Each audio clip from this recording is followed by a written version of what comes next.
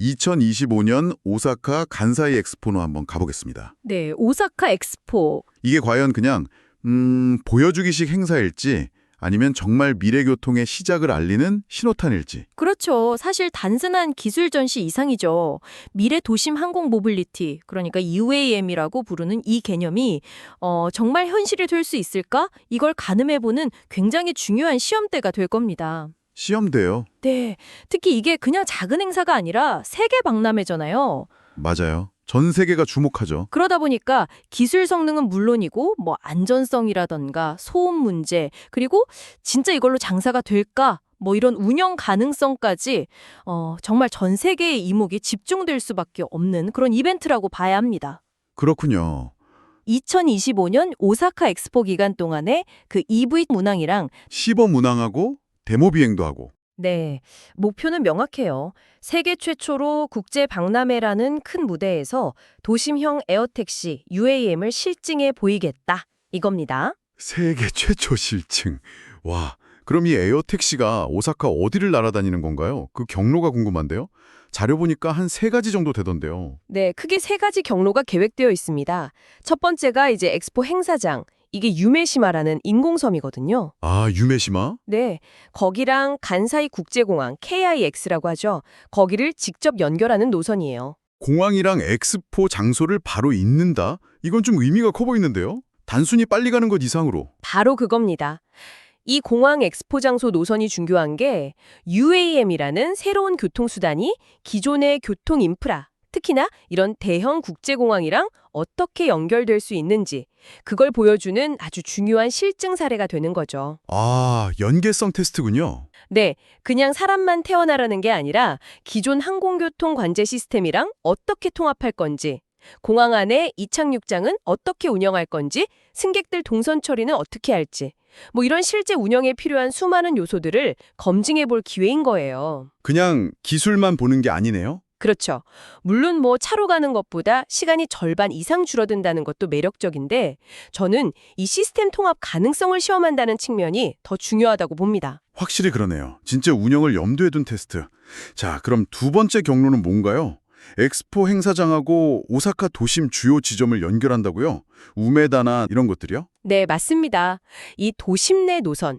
이게 사실 UAM이 추구하는 가장 핵심적인 가치를 보여주는 거죠. 핵심 가치요? 네, 바로 도심 내 이동성 혁신. 교통체증 심한 도심 주요 거점들을 하늘길로 그냥 휘익하고 빠르게 연결해 주는 거예요. 그러면 사람들 시간도 아끼고 도시 전체 교통 흐름도 개선될 수 있는 잠재력이 있는 거죠. 하긴 오사카 도심도 교통이 만만치 않으니까요. 그렇죠. 그래서 이 오사카 도심에서 실제 운항해 본 경험은 나중에 뭐 다른 대도시로 UAM 서비스를 넓힐 때 아주 귀중한 데이터랑 노하우가 될 겁니다.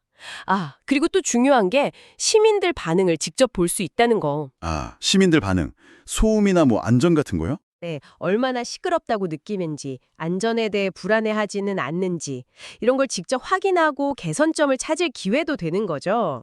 실질적인 피드백을 얻을 수 있겠네요. 마지막 3번째는 좀 다른 것 같은데 엑스포 행사장 위에서 팔자 모형으로 비행한다고요? 이건 뭐 보여주기용인가요? 뭐 그런 측면도 있죠. 일종의 쇼케이스 역할인데, 근데 이것도 단순한 기술 과시 이상의 의미가 있어요. 어떤 의미죠? 여기서 흥미로운 점은요. 이 시연 비행이 UAM 기술에 대한 사람들 인식을 바꾸는데 아주 결정적인 역할을 할 수 있다는 거예요. 인식을 바꾼다. 네. 하늘을 나는 자동차. 이게 아직은 좀 낯설잖아요. 그렇죠. 영화에나 나오는 것 같고. 네. 그러다 보니 혹시 뭐 안전하지 않을까 이런 막연한 불안감을 가진 분들도 있을 수 있고요. 그런데 실제 기체가 눈앞에서 안정적으로 부드럽게 비행하는 모습을 직접 보여주면 어떨까요? 아, 직접 보면 좀 믿음이 가겠네요. 그렇죠. 기술에 대한 신뢰도도 높아지고 심리적인 장벽도 낮출 수 있는 거죠. 와, 저렇게 안전하게 나는구나. 진짜 미래에는 저런 걸 탈 수도 있겠네? 이런 생각을 심어줄 수 있는 거예요. 그러니까 기술적인 완성도도 중요하지만 사람들이 이걸 받아들일 수 있느냐 하는 사회적 수용성 확보도 중요하거든요. 그걸 위한 전략적인 비행이라고 볼 수 있습니다. 아, 그냥 뱅뱅 도는 게 아니군요. 네, 결국 보면 이 3가지 경로가 각각 다른 목표를 가지고 있는 거예요. 첫 번째는 인프라 연동 테스트, 두 번째는 핵심 서비스 모델 구현, 세 번째는 대중 수용성 확보. 이렇게 UAM 상용화를 위한 각기 다른 퍼즐 조각들을 맞추는 역할을 하는 셈이죠. 와, 정말 치밀하게 계획됐네요. 그럼 이 경로들을 날아다닐 그 조비의 EVTOL 기체 자체는 어떤 특징이 있나요? 아까 잠깐 말씀하셨지만 역시 조용하다는 거, 이게 제일 큰 건가요? 네, 맞습니다. 도심 항공 모빌리티에서는 이 소음 문제가 진짜 큰 허들이에요. 아무리 빠르고 편해도 너무 시끄러우면 도심에서 쓰기 어렵잖아요. 그렇죠. 민원 들어오고 난리 나겠죠. 바로 그겁니다. 그런데 조비 기체는 이착륙할 때나 또 순항할 때나 기존 헬기에 비해서 소음 수준이 훨씬 낮다고 알려져 있어요. 이착륙할 때는 그냥 우리가 보통 대화하는 정도의 소음 수준, 그리고 날 때는 그보다 더 조용하다고 하고요. 대화 소음 수준이요. 그 정도면 정말 네, 이 정도면 도시만의 이착륙장, 이걸 버티포트라고 부르는데 이런 걸 설치할 때 주민들 동의 얻기가 훨씬 수월해질 수 있죠. UAM이 도시 깊숙이 들어오려면 꼭 필요한 조건 중 하나를 만족시키는 셈이에요. 소음 문제가 해결된다면 정말 큰 발전이겠네요. 게다가 아까 전기 쓴다고 하셨으니까 탄소 배출 없는 친환경 운송수단이라는 점, 이것도 요즘 시대에는 정말 중요하고요. 성능은 좀 어떤가요? 빠르긴 한가요? 네, 성능도 괜찮습니다. 자료 보면 최고 속도가 시속 한 320km 정도 나오고요. 130km요? KTX보다 빠른 거 아닌가요? 네, 그렇죠. 웬만한 고속열차보다 빠릅니다. 그리고 한 번 충전하면 날아갈 수 있는 거리가 약 150마일, 그러니까 킬로미터로 환산하면 한 240km 정도 됩니다. 240km. 와, 그럼 서울에서 대전까지는 그냥 가겠는데요? 네, 직선 거리로는 충분히 가능하죠. 그리고 조종사 포함해서 최대 5명까지 탈 수 있고요. 5명. 네. 이 수치들이 뭘 의미하는지 좀 생각해 볼 필요가 있어요. 시속 320km에 항속거리 240km면 도시 내 이동은 당연하고 어쩌면 인접한 도시 사이를 이동하는 것도 충분히 가능해진다는 계산이 나오죠. 와, 그 정도 성능이면 진짜 말씀하신 대로 도심 교통의 게임 체인저가 될 수도 있겠다, 이런 생각이 드네요. 근데 5인승이라는 건 좀 어떻게 봐야 할까요? 버스나 지하철처럼 많은 사람을 태우진 못하잖아요. 그게 오히려 초기 UAM 서비스 모델에서는 합리적일 수 있어요. 아, 그래요? 네. 처음부터 대량 수송을 노리기보다는 특정 지점 사이를 빠르고 좀 프라이빗하게 이동하고 싶은 수요, 여기에 초점을 맞추는 거죠. 예를 들면 공항에서 도심 호텔까지 간다거나 아니면 주요 업무 지구 사이를 빠르게 오간다거나 하는 식이죠. 아, 약간 프리미엄 택시 같은 느낌으로 시작한다. 그렇죠. 약간 그런 느낌이죠. 물론 장기적으로 기술이 더 발전하고 시장이 커지면 더 큰 기체도 나올 수 있겠지만 초기에는 이 정도 규모로 운영 효율성을 좀 높이고 시장 반응을 보면서 검증하는 전략이 더 효과적일 수 있습니다. 그리고 또 생각해보면 기체가 작으니까 오히려 도심 여러 곳에 버티포트를 만들기가 더 쉬울 수도 있고요. 그렇군요. 작은 게 오히려 장점일 수도 있겠네요. 네, 기체 특징하고 성능이 어느 정도 받쳐주니까 UAM 실현 가능성이 더 높아 보이는군요. 자, 그럼 이제 이 오사카 엑스포 시범 운항이 왜 그렇게 중요한지 그 의미를 좀 더 큰 그림에서, 그리고 조비라는 회사 입장에서 한번 나눠서 짚어보죠. 우선은 이게 UAM을 대규모 국제 행사에 도입하는 세계 최초 사례라는 거, 그 자체로 역사적인 의미가 크겠어요. 네, 상징성이 정말 크죠. 게다가 일본 정부가요, 2030년대 초반까지 상용 에어택시 네트워크를 만들겠다는 목표를 가지고 UMM 산업 키우는데 굉장히 적극적이거든요. 아, 일본 정부가요? 네. 그래서 이번 엑스포 시범 운항은 일본 정부의 이런 정책적인 의지를 전 세계에 보여주는 동시에 그 목표 달성을 위한 아주 중요한 이정표가 될 수 있는 겁니다.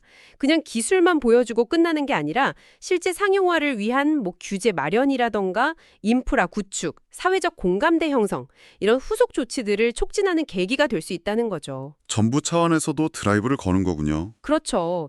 그리고 파트너로 참여하는 ANA 입장에서도 실제 운항 경험을 쌓으면서 노하우를 축적하고 앞으로 커질 UMM 시장에서 주도권을 잡을 기회가 될 거고요. 그렇겠네요.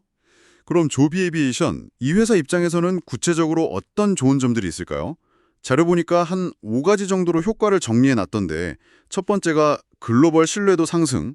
이건 좀 더 설명해 주시죠. 조비가 물론 기술은 좋은 회사지만 이 항공산업이라는 게 특히나 안전 그리고 신뢰가 생명이거든요. 맞아요. 안전이 제일 중요하죠. 네. 그런데 일본 정부가 공식적으로 지원하고 일본 국토교통성, 모이라이라고 하죠. 여기 감독을 받으면서 또 ANA나 도요타 같이 각 분야에서 최고로 인정받는 기업들하고 협력한다. 이 자체가 조비의 기술력과 사업 모델에 대한 아주 강력한 보증수표 역할을 해주는 거예요. 아, 공신력 있는 파트너들이 같이 하니까. 그렇죠. 아, 일본 정부랑 저 큰 회사들이 믿고 선택한 기술이구나. 이런 이미지가 생기면 글로벌 시장에서 조비의 신뢰도가 확 올라가는 거죠. 그리고 엑스포 기간 동안 전 세계 미디어에 노출되는 건 뭐 덤이고요. 확실히 스타트업 입장에서는 정말 최고의 기회겠네요. 자, 두 번째 효과는 기술 검증 및 인증 가속화. 실제 도시 환경에서 날아보는 게 인증에 어떻게 도움이 되는 건가요? 이게 항공기 인증 절차라는 게요, 굉장히 까다롭고 시간도 오래 걸립니다. 특히 UAM처럼 완전히 새로운 형태의 항공기는 검증해야 할 게 더 많아요. 네, 기준도 새로 만들어야 할 테고요. 맞습니다. 그런데 오사카 같은 실제 복잡한 도시 환경에서 또 다양한 날씨나 전파 환경 속에서 직접 비행하면서 얻는 데이터들은 그냥 실험실 안에서는 절대 얻을 수 없는 아주 귀중한 자료가 되거든요. 실제 데이터가 중요하군요. 네. 예를 들어서 실제 도심에서 소음이 얼마나 나는지 측정한 데이터, 비행 경로를 잘 따라가는지, 관제 시스템하고 연동은 잘 되는지, 혹시 비상 상황이 생기면 어떻게 대응할 건지, 뭐 이런 시뮬레이션 결과들, 이런 것들이 기체의 안전성과 신뢰성을 입증하는 아주 강력한 증거가 되는 거죠. 아, 그냥 우리 기술 좋아요가 아니라 실제로 해보니 괜찮더라. 이걸 보여주는 거네요. 정확합니다. 이런 실증 데이터가 있으면 일본 MOTA는 물론이고 미국 FAA 아시죠? 연방항공청. 네, FAA. 그리고 유럽의 EASA, 이런 주요 항공 당국의 형식 인증 심사 과정에서도 굉장히 긍정적인 영향을 줄 수 있어요. 그래서 인증 기간을 단축하거나 과정을 좀 더 순조롭게 만드는데 큰 도움이 될 수 있다는 겁니다. 그러니까 실제 비행 경험 자체가 인증을 위한 중요한 스펙이 된다. 이런 말씀이시네요. 세 번째는 투자자와 시장의 긍정적 메시지 전달. 이건 좀 더 직접적인 효과겠네요. 또 오래 걸려요. 투자자 입장에서는 이게 불안할 수밖에 없죠. 이거 정말 돈이 될까? 정말 상용화 가능할까? 이런 의구심이요.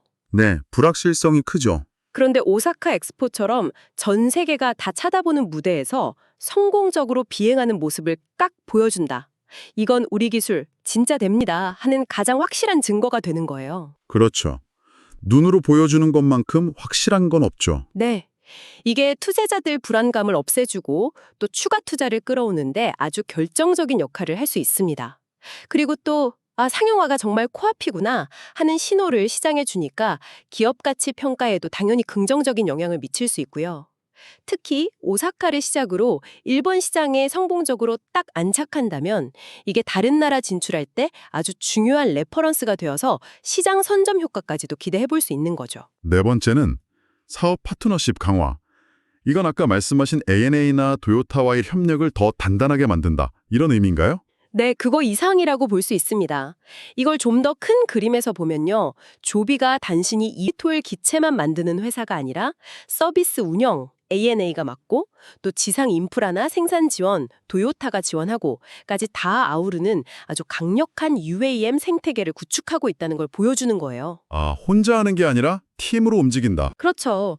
성공적인 엑스포 시범 운항은 이 파트너십이 얼마나 시너지를 낼 수 있는지를 증명하는 거고 앞으로 실제 상용 서비스를 내놓기 위한 협력을 더 빠르게 진행시키는 촉매제가 될 겁니다. 그리고 아까 말씀드린 일본 정부의 UAM 로드맵하고 연계해서 뭐 정책적인 지원이나 규제 완화 같은 혜택을 얻는데도 훨씬 유리한 위치를 차지할 수 있게 되고요. 그러니까 단순히 기술 협력 차원을 넘어서 진짜 비즈니스를 같이 만들어가는 찐 파트너로서의 관계를 다지는 계기가 되는 거죠. 생태계를 구축한다는 말이 와닿네요.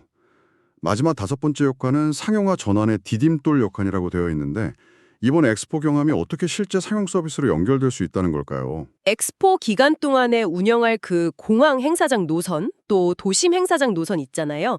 이게 사실상 미래에 운영될 상용 노선의 축소판이자 시험대라고 볼 수 있어요. 아, 미리 해보는 거네요. 네, 여기서 얻는 운항 데이터들, 예를 들어 시간대별 수요라던가 승객들 반응, 실제 운영하면서 겪는 문제점들, 이런 노하우들이 전부 다 엑스포 끝나고 나서 간사이 지역이나 혹은 도쿄 같은 다른 지역에서 실제 상용 노선을 설계하고 운영하는 데 그대로 쓰일 수 있는 거죠. 실전 경험이 쌓이는 거군요. 그렇죠. 어떤 노선이 돈이 될지, 요금은 얼마 정도가 적당할지, 안전 규정은 어떻게 구체적으로 만들어야 할지, 이런 실질적인 감각을 익히는 아주 좋은 기회입니다.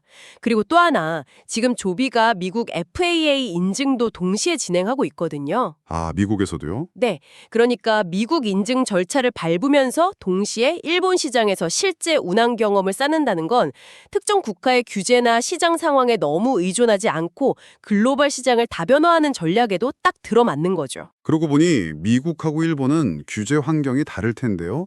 양쪽에서 동시에 인증받고 실증하는 게 쉽지는 않겠는데요? 좀 복잡하지 않을까요? 바로 그 지점이 사실 UAM 산업 전체가 지금 부딪히고 있는 과제이기도 하고 이번 오사카 프로젝트가 던지는 아주 중요한 질문 중 하나입니다. 아, 그게 또 중요한 포인트군요. 네, 각 나라 항공당국은 당연히 안전을 최우선으로 생각하면서도 이 새로운 기술을 받아들이기 위해서 자기들만의 인증 기준이나 운영 규정을 지금 막 만들어가고 있는 단계거든요. 조비 입장에서는 미국의 FAA와 일본의 MOT라는 서로 다른 규제기관의 요구사항을 동시에 만족시켜야 하는 상당히 어려운 상황에 놓인 거죠. 굉장히 힘들겠네요. 힘들지만 여기서 얻는 경험이 아주 중요합니다. 예를 들어서 두 나라 규제기관 사이의 차이점을 어떻게 조율할 건지, 아니면 혹시 국제적으로 통용될 수 있는 표준을 만들어 나가는데 기여할 수도 있고요. 이런 노력들은 조비뿐만 아니라 나중에 이 시장에 뛰어들 다른 회사들에게도 아주 중요한 선례가 될 수 있습니다. 그래서 오사카에서 성공적으로 운영을 해낸다면 이런 글로벌 규제 조화 노력을 촉진하는 계기가 될 수도 있는 거죠. 와, 정말 여러 기업의 의미가 있네요. 자, 그럼 오늘 저희가 나눈 이야기들 핵심만 딱 정리해 보겠습니다. 조비 에비에이션이 2025 오사카 엑스포에서 ANA, 도요타와 함께 eVTOL, 에어택시 시범 운항 및 데모 비행을 한다. What? 장소는 간사이 공항과 행사장, 오사카 도심과 행사장, 그리고 행사장 상공. 이렇게 세 가지 경로에서요. Where? 사용하는 기체는 조용하고 친환경적인 5인승 조비 eVTOL이고 이게 중요한 이유는 세계 최초로 대규모 국제 행사에서 UAM을 도입한다는 상징성도 크지만 조비에게는 1. 글로벌 신뢰도 상승, 2. 기술 검증과 인증 가속화, 3. 투자 유치 및 시장 선점 효과, 4. 핵심 파트너십 강화, 그리고 5. 상용화로 가는 발판 마련이라는 5가지 아주 실질적인 이익을 주기 때문입니다. 그래서 이게 다 무엇을 의미할까요? 결국 이 모든 건 오사카 엑스포가 UAM 상용화라는 미래를 향한 아주 중요한 도약대가 될 거라는 걸 의미하는군요. 네, 아주 명확하게 정리를 잘 해주셨습니다. 덧붙이자면 이번 오사카 프로젝트는 단순히 조비라는 한 회사의 시험이 아니라 UAM 산업 생태계 전체에 걸친 아주 중요한 테스트라고 볼 수 있어요. 기술이 얼마나 성숙했는지, 규제 당국은 이걸 어떻게 받아들일지, 투자자들은 얼마나 기대하는지, 운영 파트너하고 협력은 잘 되는지, 그리고 어쩌면 가장 중요할 수도 있는 대중들이 이걸 얼마나 받아들일 준비가 되어 있는지, UAM이 정말 하늘을 날기 위해 필요한 거의 모든 요소들이 이 프로젝트의 성공 여부에 달려 있다고 해도 과언이 아닙니다. 정말 그렇네요. 네, 여기서 얻는 성과나 교훈은 조비를 넘어서 전 세계 UAM 산업 전체의 발걸음을 더 빠르게 할 수도 있고 반대로 잠시 멈칫하게 만들 수도 있는 그야말로 중요한 분기점이 될 거라고 봅니다. 네, 오늘 저희가 이렇게 깊이 파고든 것처럼 2025년 오사카 엑스포는 정말 단순한 전시장이 아니라 UAM이라는 새로운 교통혁명이 진짜 현실로 다가오고 있음을 보여주는 아주 생생한 현장이 될 것 같습니다. 미래 도시의 모습을 살짝 엿본 기분이 드네요. 오늘 귀 기울여 주신 청취자 여러분 고맙습니다. 마지막으로 청취자 여러분께 이런 질문 하나 던져보면서 마무리하고 싶습니다. 만약에 이런 에어택시가 정말 우리 일상 속으로 들어온다면 단순히 이동 시간이 좀 줄어드는 편리함? 그 이상으로 우리의 도시 공간이나 생활 방식은 근본적으로 어떻게 바뀔까요? 예를 들면 이제 뭐 도심이다, 외곽이다 이런 구분이 큰 의미가 없어질 수도 있고요. 건물 옥상들이 새로운 교통 허브가 될 수도 있겠죠. 어쩌면 우리가 출퇴근하는 방식이나 주말에 여가를 보내는 방식 자체가 지금과는 완전히 달라질지도 모릅니다. 이렇게 우리가 아직 상상하지 못한 굉장히 넓은 범위의 변화 가능성까지 한번 같이 생각해 보시면 오늘 저희 이야기가 더 흥미롭게 다가오지 않을까 싶습니다.